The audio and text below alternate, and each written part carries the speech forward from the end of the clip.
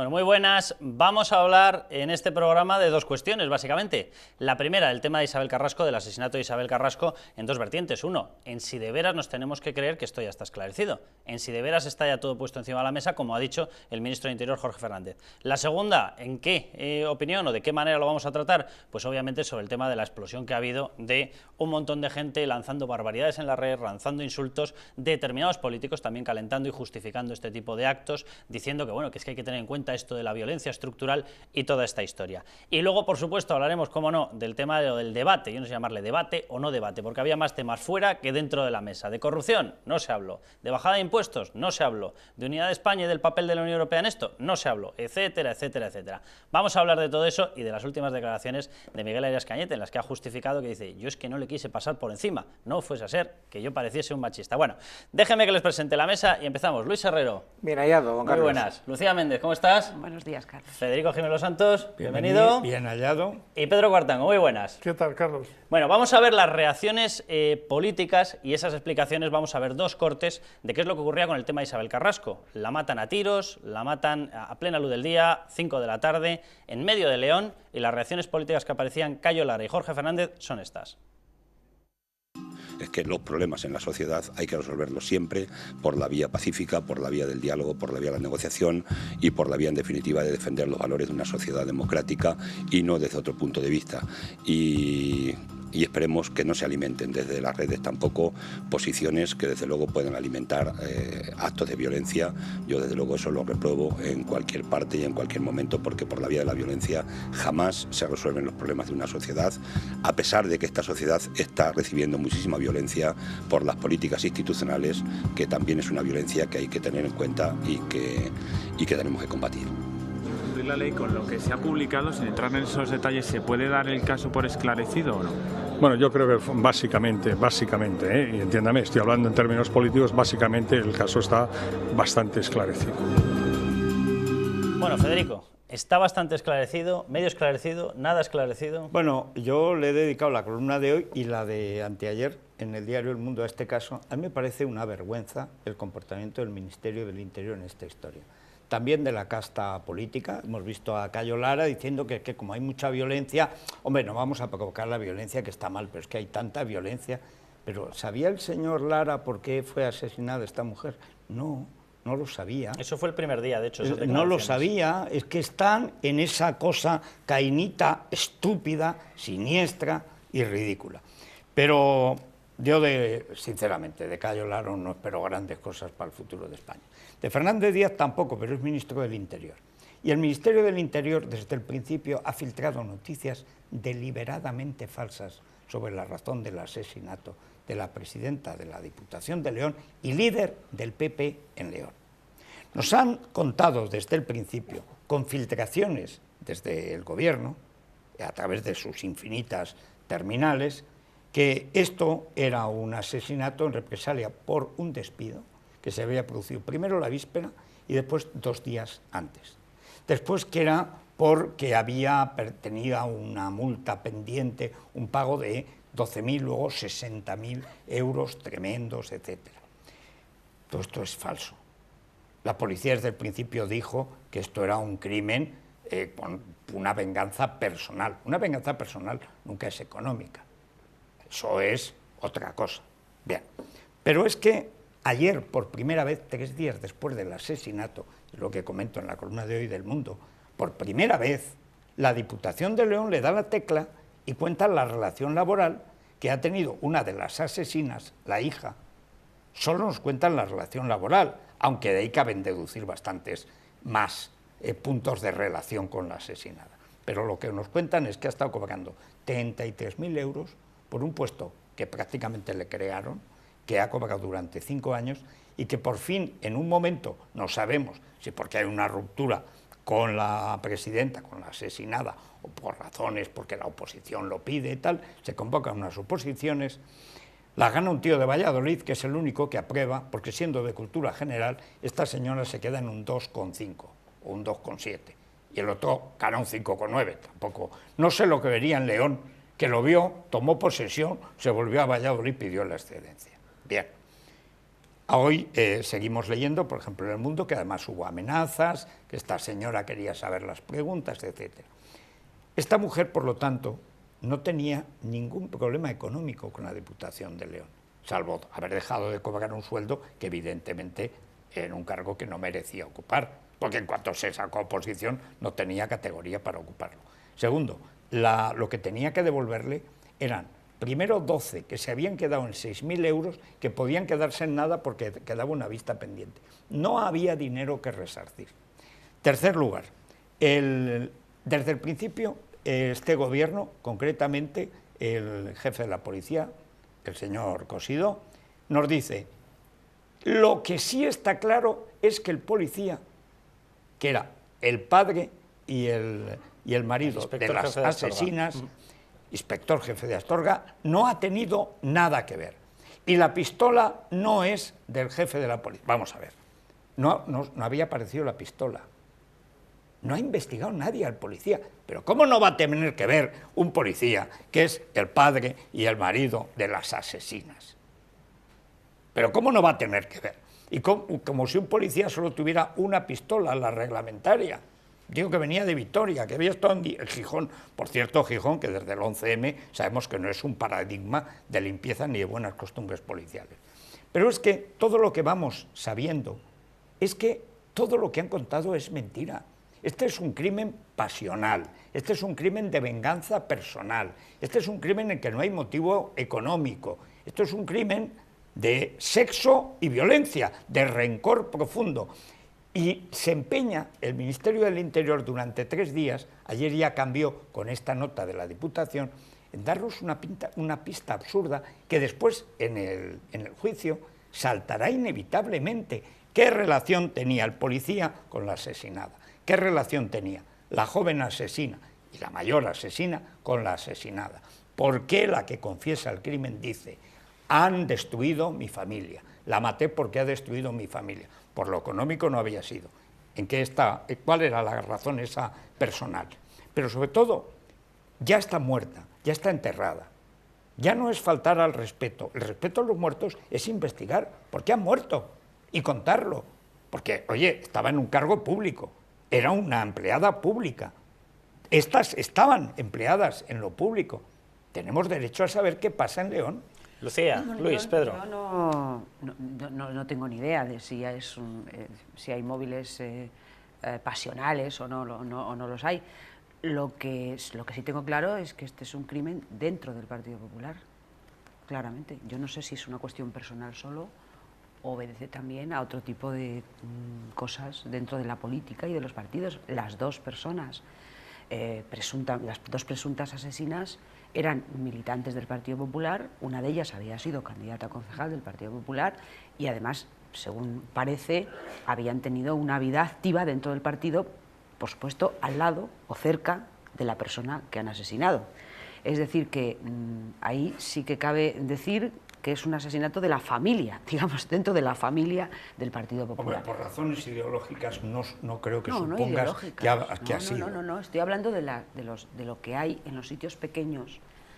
Fíjate, las luchas por el poder en los sitios grandes, fíjate cómo son, en los sitios pequeños, bueno, pues tiene otro componente. Sí, yo creo que tú estás aludiendo a lo que decía Fernando Lázaro en esa información de disputas de partido. Disputas, claro, Sí, yo creo pero que... estas no pintaban nada como figuras. Pero a lo mejor querían pintar, a lo mejor les habían prometido pintar, bueno, da igual. Yo creo que este es un elemento. Sí, Y en todo caso, yo tampoco, como tú, Federico, no me creo el móvil económico. Vaya, Yo por creo que el favor. móvil económico es un móvil traído por los pelos totalmente, que no me lo creo. Pero yo sí creo que vamos a acabar sabiendo lo que pasó, Federico, porque aquí no solo hay policías, y no solo hay Ministerio de Interior, hay jueces, hay fiscales, hay periodistas, es decir, estamos en una sociedad abierta, entonces lo normal es que acabemos sabiendo exactamente qué es lo que se esconde detrás, por otra parte, de un suceso que es conmocionante por los protagonistas, por la ciudad pequeña en la que se produjo, por la vida aparentemente normal que llevaban todos los protagonistas. Hasta por la forma de hacerlo. Y ¿no? Que es incluso tremenda. por la circunstancia del policía a la que tú has aludido. Luis y El Pedro. policía está entrenado para cualquier detalle. Hombre, sobre todo para detectar lo que hay. Claro. Y si resulta que en tu Además, entorno hay evidentemente. policías, hay pistolas, hay droga, más que aludo hoy en la columna y que no quiero pasar por alto. Esta señora, según ha contado El Mundo, llegó, porque Fernando Lázaro la verdad es que ha ido haciendo la caligrafía, digamos, de esa escritura invisible, y va reconstruyendo parte de los datos. Pidió la protección, compró, pagó la protección de un guardia jurado, la jefa del PP de León, y no llama a la policía. Pero vamos a ver, ¿cómo la presidenta de la Diputación, si piensa que su vida está en peligro, no llama a la policía? Teme a la policía, entonces. Luis. Yo soy menos iba a decir quisquilloso, pero esa es una palabra que se puede malinterpretar. Soy menos exigente que Federico y que Lucía. Vamos a ver, cuando tú te enfrentas a un asesinato a sangre fría, lo primero que tienes que saber es, 1, ¿se sabe quién ha sido? La respuesta es sí. 2, ¿se sabe cómo ha sido? La respuesta es sí.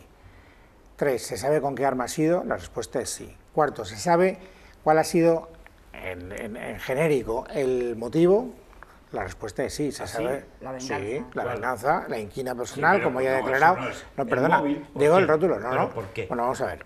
Te quiero decir, ahora es cuando nosotros podemos profundizar en lo que es el móvil, pero dejando claro que las grandes interrogantes, desde ese punto de vista, están más o menos claras. La venganza no es un móvil. No, vamos a ver, sí, hombre, claro que no, la venganza es un móvil. No, la venganza se debe a algo que ha pasado. Bien, y entonces, en lo que ha pasado, yo creo que cometeríamos, por lo poco que vamos sabiendo y por lo mucho que se está filtrando aquí, el problema de la filtración es que no existe una criba, un certificado de garantía que te permita discriminar lo que viene de una fuente fiable y lo que viene de la invención popular o de la imaginación colectiva, que no es un órgano de la verdad, y por lo tanto pues hay que jugar con prudencia.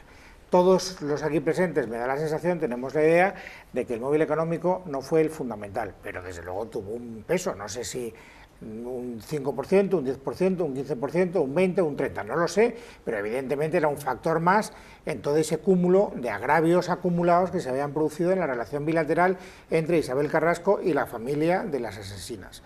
Que luego hay más factores, también lo sabemos, y que esos factores se terminan sabiendo, lo sabemos con seguridad, y que conoceremos historias muy sórdidas que hacen referencia a la vida privada, a la vida íntima de los protagonistas de esa historia, también lo sabemos. Ahora, deberíamos saberlo. Pero creo que si jerarquizáramos todos esos elementos, bueno, pues ese es un asunto en el que no está mal la prudencia, no está mal tomarse un tiempo, sabiendo que lo más importante, sí, y en eso fíjate que yo no suelo estar de acuerdo con Jorge Fernández Díaz, pero en eso sí que le doy la razón. Oiga usted, hemos detenido a los culpables, tenemos el arma del crimen, tenemos a los testigos y tenemos básicamente el motor que llevó a esas personas a empuñar un arma y a diseñarlo. Lo único que no sabemos es por qué. No, pues sabemos Pedro. que fue por inquina, sabemos que fue por inquina personal. Bueno, sabemos que fue, eso es como decir que fue por el índice. No, es verdad, Fede, y lo sabes. Yo creo que ha habido una estrategia deliberada de ocultación por parte del Ministerio de Interior. Ha habido una política de control de daños. O sea, sí sabemos quién ha cometido el crimen y en qué circunstancias, pero no sabemos el porqué. Y evidentemente el Ministro del Interior sí lo sabe. Es decir, aquí lo que hay es una estrategia de protección por parte del poder político, digamos, de la reputación, de la honorabilidad de las víctimas. Y también hay toda una paradoja de que vivimos en una sociedad de la información, donde se han escrito miles de páginas sobre el suceso, programas monográficos de televisión, la radio, las redes sociales, y seguimos sin tener ni idea de lo que pasó. O sea, porque todo lo que estamos haciendo es especular. Yo efectivamente creo que por sentido común el móvil económico ha debido tener mucho peso. Hay otros móviles, y probablemente móviles que se mezclan tanto con lo que dices tú, Lucía, de la convivencia interna dentro del Partido de León, como con lo que dice Federico, que es el móvil pasional. Probablemente hay un mix de los dos, pero no lo sabemos. Pero yo estoy seguro de que el ministro del Interior sí lo sabe. Por lo tanto, hay una estrategia de ocultación que no va a servir, que no va a servir para nada, porque como todos habéis dicho, en el momento que haya una investigación judicial, todo esto va a salir a la luz. Bueno, dejadme que veamos mientras, porque vivimos una sociedad de la información, y es verdad, y decía Pedro, que ya tiene una filtración tremenda, sobre todo a través de las redes sociales. Lo que se ha dicho en las redes sociales a lo largo de estos días ha sido tremendo. Cosas escritas y cosas grabadas. No les vamos a torturar mucho, pero simplemente para que se hagan una idea, vamos a poner 10 segundos, 15 segundos de una canción que escribió un auténtico animal hablando de determinadas cosas que lógicamente pues ya se están dando los pasos para que sean detenidas las personas que están detrás de esta historia. Atención. Salí para la venta de chalecos antibalas, los peperos ahora tienen miedo. Están todos cagados con el mojón en el culo y no no saben qué hacéis. Ha bajado el paro en la INE y hacen cola porque hay 13 puestos nuevos. Tendrían que morir al menos 13 concejales, uno por cada sueldo de Isabel. Bueno, pues de esto, todo lo que ustedes quieran, la canción se alarga, hay otras composiciones maravillosas por ahí dando vueltas pidiendo la muerte de políticos, diciendo que se alegran un montón, que el pequeño problema es que las balas no se repartiesen para que así matasen a más gente, una serie de barbaridades tremendas, mensajes enviados, nos solidarizamos con la persona, con el asesino, es decir, una serie de burradas de muchísimo cuidado, Federico. Pero vamos a ver, estas burradas contra periodistas las vienen publicando hace muchos años. Publicando y pegando en las paredes del País Vasco. Hasta que no se lo han dicho a los políticos, no se han tomado en serio los políticos esto. Pues anda, que no me han deseado y me han anunciado la muerte a mí en catalán y en español 600.000 veces. ¿Qué pasa? Que yo, como no soy político, a mí me pueden amenazar de muerte y además me pueden perseguir, me pueden insultar. Ahí me han hecho canciones, ya digo, en catalán y en español. O sea, ¿y qué? ¿Y qué? Y entonces ahora, cuando han matado a una señora del PP, de pronto Fernández Díaz descubre que Twitter, leche, y las redes sociales, cáspita, córcholis, narices. A mí me parece muy bien que persigan a los que dicen que hay que matar a Menganito, a Zutanito, pero no solo porque sea político, sino porque es Menganito y Zutanito, porque eso no debe ser así. Pero hasta ahora no sabían que eso pasaba, o pasaba a gente que no les parecía mal que les pasara. Vamos, hombre. Pedro. No, pero a mí lo que me llama la atención es que Twitter tiene una especificidad. Cuando alguien va a escribir, pues piensa lo que va a decir, porque sabe que tiene consecuencias. Incluso diría hasta cuando uno habla en la radio. Pero sí, es que en Twitter la gente carece de mecanismos de autocensura. O sea, es algo inmediato, pone lo que se le ocurre y puede sacar lo peor de sí mismo. A mí eso me llama mucho la atención. No creo que evidentemente la solución esté en endurecer las leyes ni en penalizar la libertad, pero sí que me merece la pena lo que ha sucedido, una reflexión sociológica de cómo es posible que se puedan decir estas cosas que acabamos de ver. ¿Es gratis? Sí. ¿Pero tú crees que este tío que dice que pagarle 13 tiros, si supiera que puede ir 13 meses a la cárcel, lo diría? No lo diría. Lo que pasa es que son cobardes por el anonimato y cobardes por la impunidad.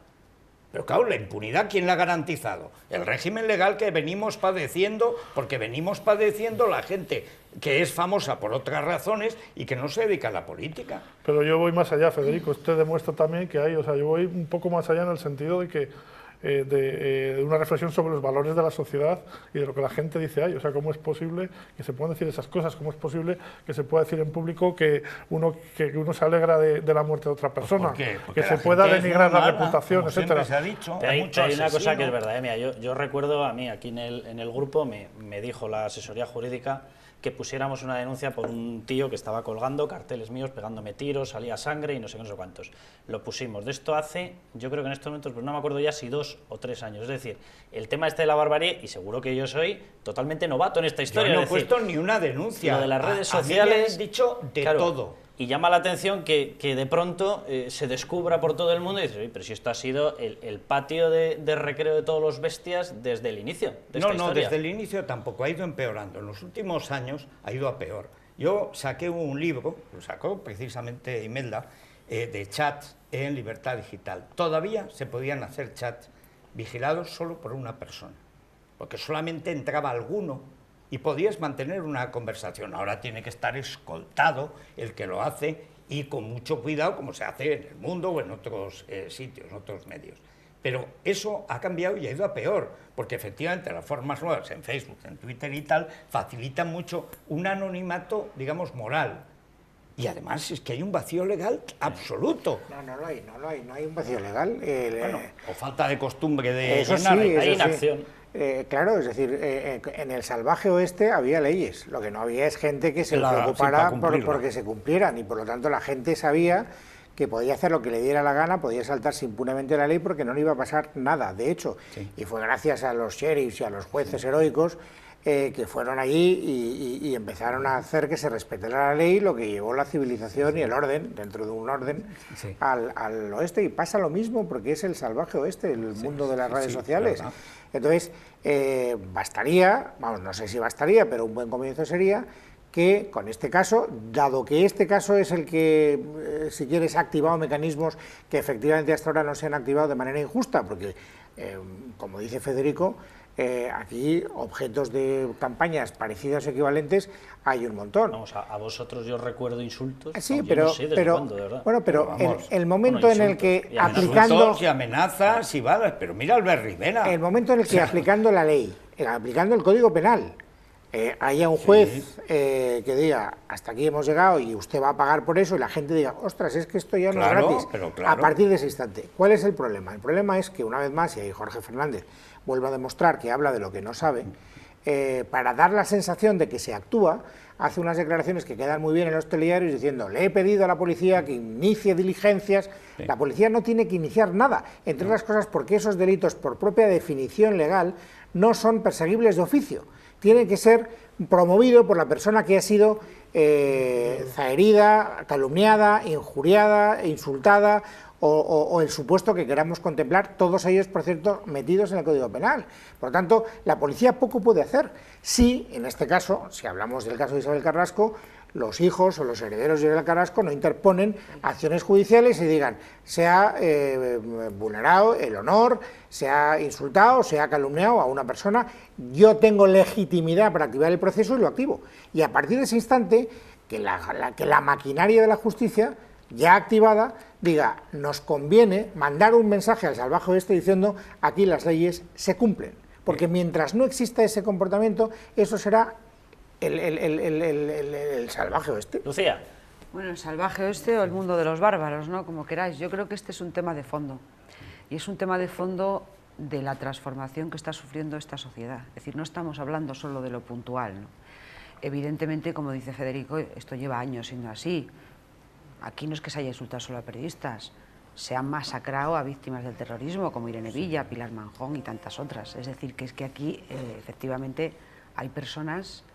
Por cierto, yo creo que no conozco a nadie, pero sería sorprendente, a lo mejor alguien de mis conocidos, en la soledad de su casa y de su ordenador, dice esas barbaridades. Yo no sé cómo puede haber gente así.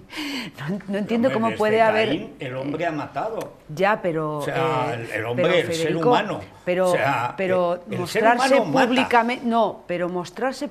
Sí, pero se supone que la civilidad consiste en que esas ansias uno las embrida para vivir en sociedad. Que tiene miedo. Bien, claro. Entonces, el hecho de que no se embriden, a mí me produce tanto estupor como le produce a Pedro, porque me parece que es un tema de transformación social que al que estamos asistiendo, para el que yo no tengo muchas explicaciones. Sois dos ingenuos, Lucía, Pedro y tú. Es decir, vemos cómo cada vez que llevan a una persona que ha sido acusada de cometer un asesinato, se reúne en comportamiento gregario un centenar de personas que van solo a insultar, a vituperar, a asesinar. Bueno, al que han asesinado, pero no a la asesinada. No. Pero van a defender a la etarra, por ejemplo. Claro, pero es decir, esta sociedad siempre ha tenido un cierto respeto por las personas muertas. El linchamiento se ha producido siempre. Pero y por esto los muertos no, Federico. Por los es muertos como, y por los vivos. Es un tabú eso en la sociedad. Perdona, hablando de los muertos. Isidoro de Antillón, ahora que Pedro J. ha puesto de nuevo de manifiesto las virtudes del trienio liberal, que acabó trágicamente, Isidoro de Antillón fue uno de los grandes liberales de las Cortes de Cádiz. Defendió y consiguió que se votara cosas como la abolición de la esclavitud, el fin de la tortura de la Inquisición, el fin del castigo corporal en las escuelas y otra serie de cosas que en otros sitios dirían Antillón, bueno, Condorcet, bueno, Antillón.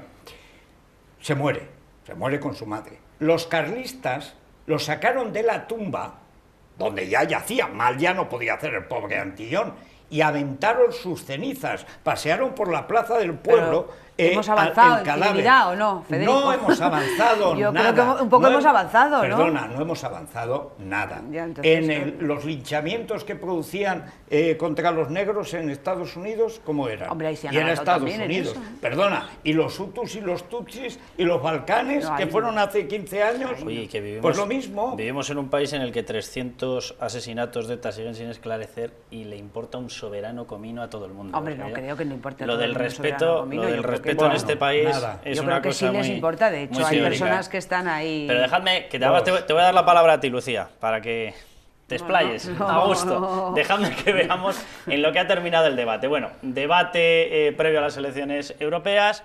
Miguel Arias Cañete, Elena Valenciano, llama la atención más por los temas que sacan que por aquellos de los que hablan. Se ve claramente que se ha pactado que el tema de corrupción no se toca y acabamos en una serie de declaraciones. Atención a lo que pasaba en el debate y atención a las declaraciones en las cuales Miguel Arias Cañete dice: no le pasé por encima porque no me llamasen machista. Lo dijo Rodríguez Zapatero: a una política económica se la mide por el paro. Y su política fue un fracaso, nos llevó al borde del rescate. Estaba España al borde del rescate. Y cuando un país se le rescata, como ha pasado con Grecia, es absolutamente cierto. Las pensiones se reducen un 10 o un 20%. A los empleados públicos se les despide. A los empleados públicos se les baja el sueldo el 12%. Se reducen las prestaciones sociales y se reducen las prestaciones sanitarias. Pero claro, esto de los paraísos fiscales, ustedes no les gusta mucho hablar de ello. Porque mire que han viajado ustedes a alguno de ellos. Mire que han viajado ustedes a Suiza. Y han dejado allí fondos. Dirigentes del Partido Popular han viajado a Suiza y han dejado fondos. Y Suiza ni está en la Unión Europea ni necesita ninguna ayuda financiera. Señor Cañete, el fraude fiscal es un combate que necesita. En un debate con todas las provocaciones que ha hecho la señora Valenciano, con toda la demagogia que ha puesto encima de la mesa, con toda la apelación al populismo, con todas las medias verdades o mentiras, si soy yo mismo, me temo. ¿Por qué? Porque yo ayer lo que ¿Entraría a matar? No, porque entraría a matar. Y entonces el debate entre un hombre y una mujer es muy complicado.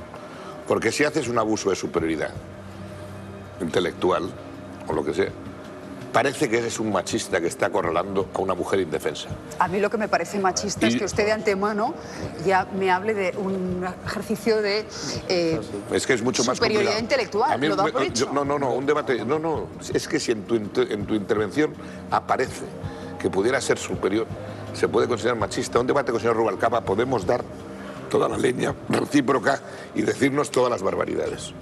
El mismo debate con una mujer se percibe de otra manera, y eso es verdad. Bueno, o sea que, entonces, ¿cuál fue la planificación? ¿Ir al debate a demostrar que se era inferior para que no te llamasen machista?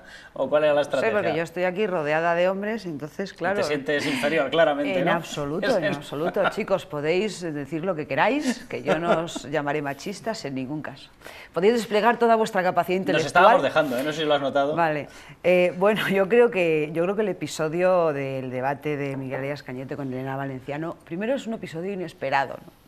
Porque ¿quién iba a decir que al final la campaña electoral esta tan mustia que estamos viviendo iba a desembocar en una discusión de género entre hombres, mujeres, machismo, feminismo? Y viceversa. Esto a cualquiera que se le diga, ¿verdad? Pues es un poco llamativo en un país como este. Pero, por otra parte, yo creo que Miguel Arias Cañete, hoy, en las declaraciones que ha hecho después del debate, lo que ha intentado es justificarse ante sí mismo y ante su partido por qué perdió el debate. Es decir, él que creía que era superior claramente a Elena Valenciano y que durante todos estos días el Partido Popular lo ha estado diciendo a través de sus terminales y de sus periodistas amigos y de toda esta gente que les rodea. Bueno, aparte de eso, en las encuestas del mundo, pues que claro, no son terminales del PP, se ha visto que desde que lo nombraron candidato el PP ha subido. Ya, pues entonces, claro, ese es el problema. El problema es que él creyó que como era superior iba a ser un paseo militar el debate. Y claro, esto de despreciar al contrincante, esto es malísimo en política y en todo en la vida, y mucho más en un debate televisivo. ¿Tú crees que esta frase es suya o es que se la han estado repitiendo? Han dicho, tú no parezcas muy superior, no, que aquí la cuestión es perfil No, bajo. yo creo sinceramente que el problema, que él ha sido muy sincero cuando ha dicho por qué ha perdido. Es decir, es que yo creo que efectivamente la clave de por qué perdió el debate de ayer y por qué estuvo tan mal, tan rematadamente mal en el debate, fue lo que él ha dicho. Él no ha mentido esta mañana. No, hombre, no. Y además creo...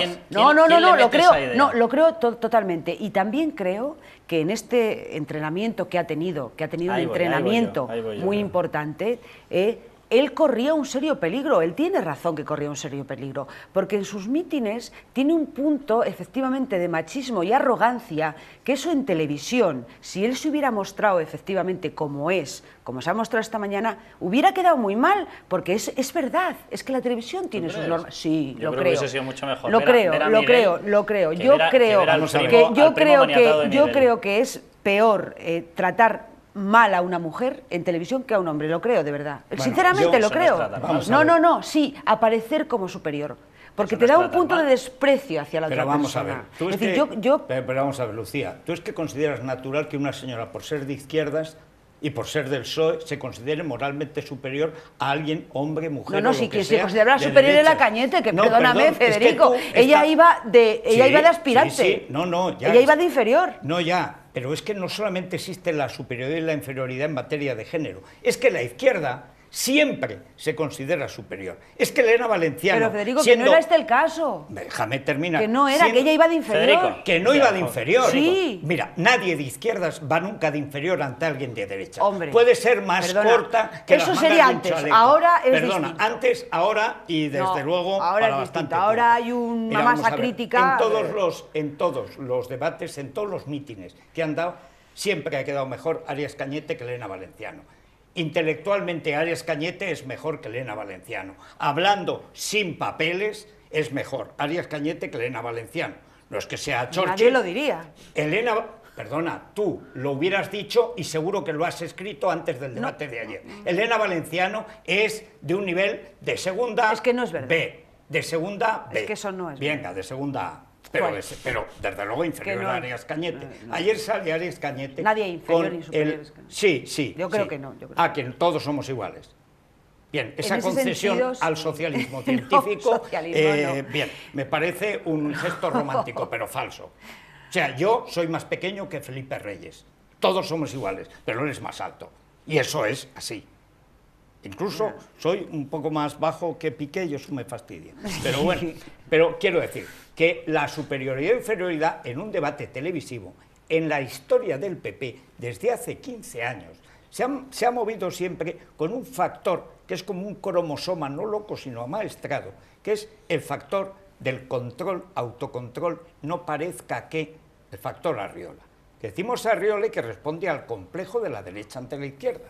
Arriola es el hombre que se ha hecho Pero millonario. Federico, ¿tú crees que de verdad en este momento la derecha está compleja ante la izquierda? Totalmente. ¿Me lo dices en serio? Pero por supuesto. Pero si hombre, lo por tienen favor. todo, si la izquierda Sí, no serán es los un- canales es de un- televisión. Pero hombre, por Pero favor, vamos a ver, Federico. dime Wyoming de la izquierda. Pero dime al rojo si es vivo el que sea el 0,1, azul morado. 0,1, ¿Pero el qué me 0,1. dices? ¿Pero qué me dices, Lucía? Luis y Dime Pedro. programas de derecha. No hay ni uno. Pero ni uno. ¿Cómo que no? El mío.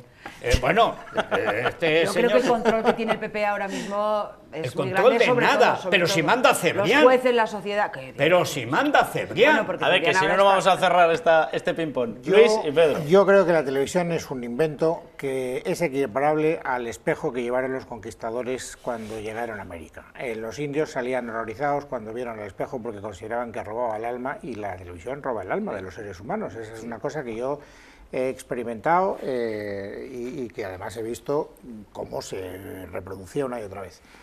Pero si hay alguna idea que yo transmitiría a cualquier persona que tenga por necesidad, que es lo que pasaba ayer, que pasar por ese trance de la televisión, es, si quieres tratar de ganar el debate, porque eso ya dependerá de tus capacidades y de lo inspirado que estés y de cómo se va a desarrollar el asunto, sé tú mismo. Es como el entrenador que le dice a un jugador que tienes habilidad para el regate, no encares, no vayas al uno por uno, no vaya a ser que te tal, no sé qué, no, vamos a ver, haz lo mejor que sepas y sé tú mismo, porque la gente te identificará y además es el papel en el que te vas a sentir cómodo. Si tratas de impostar un papel que no es el tuyo, vestir de una manera que no es la tuya, hablar con un lenguaje que no es el tuyo, tener unos gestos que no son los tuyos, estar sujeto a unos papelitos. Hay, como sabéis, una vieja teoría de los marketingianos americanos que dicen que si quieres saber quién gana un debate, bájale el volumen a la televisión y míralo. Yo ayer estaba haciendo el programa de radio en directo y no pude seguir el debate en directo, pero lo estaba viendo.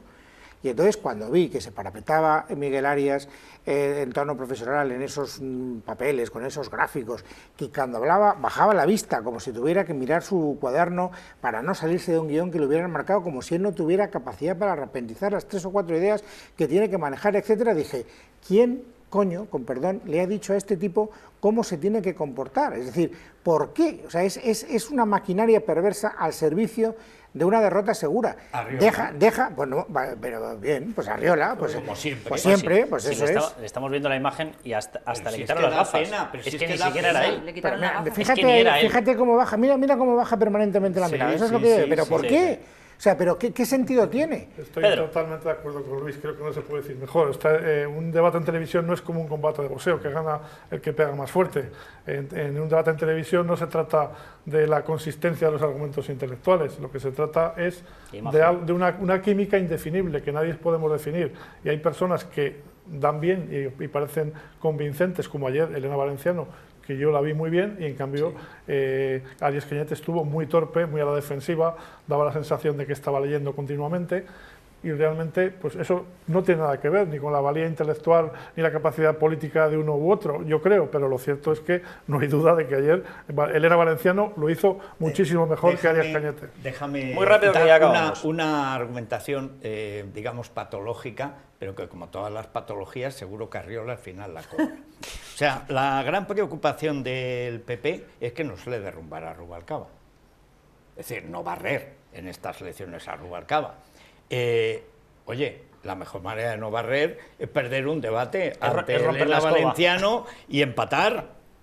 Dirá, ¿ves, Mariano? Hemos conseguido exactamente lo que buscamos. Tenemos Rubalcaba para las elecciones generales. Permíteme, Carlos, un apunte de 15 segundos. En la crónica previa al debate, antes yo conecté con Pablo Montesinos, que es el que estaba ahí siguiendo, y dio solo 2 datos de lo que se estaba comentando en la sede del Partido Popular.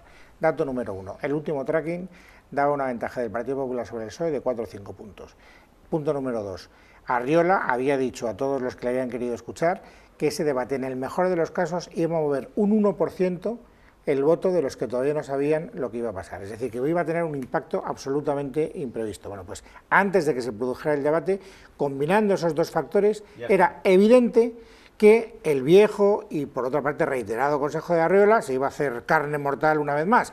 Tranquilo, Miguel, que vamos ganando, perfil bajo. Bueno, y una cosa que no hemos dicho, que es esencial, es que la audiencia fue bajísima. 1.800.000. Que era previsible mientras también. Resurrección, que vale para Rubalcaba, en Telecinco, 5,5 millones.